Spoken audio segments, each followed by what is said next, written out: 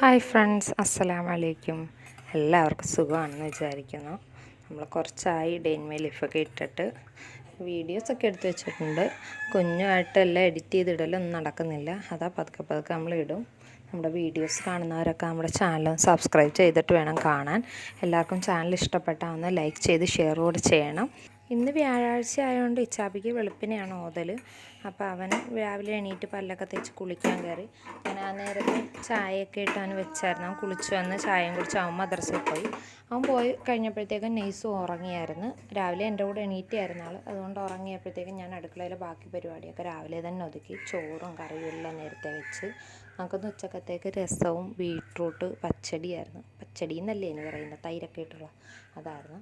അങ്ങനെ അതെല്ലാം വെച്ച് കഴിഞ്ഞപ്പോൾ ഇച്ചാപ്പി വന്നു. ഇച്ചാപ്പിക്ക് ഉപ്പുമാവായിരുന്നു. ഉപ്പുമാവ് വേണമെന്ന് പറഞ്ഞിട്ടാണ് പോയത്.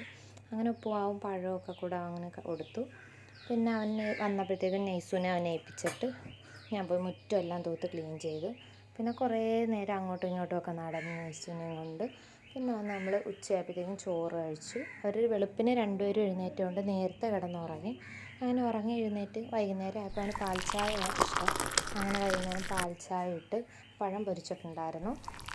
അപ്പോൾ ഇച്ചാപ്പിക്ക് കൊടുത്തിട്ട് ഞാൻ എങ്ങനെ ഉണ്ടെന്നിട്ട് അഭിപ്രായം പറഞ്ഞപ്പോൾ തന്നെ നെയ്സുവിൻ്റെ കയ്യിൽ നിന്ന് ഒരെണ്ണം തലക്കെട്ട് കിട്ടി. അങ്ങനെ അതെല്ലാം കഴിച്ച് ഞങ്ങൾ ഒരു 5 മണിയായപ്പോഴത്തേക്കും നല്ല കാറ്റായിരുന്നു നമുക്കവിടെ. നല്ല മഴക്കാർക്ക് ഇപ്പോൾ പെയ്യുമെന്ന് നമ്മൾ കരുതി, പക്ഷേ മഴ പെയ്തില്ല. അതേ കാറ്റടിച്ചു പോയി.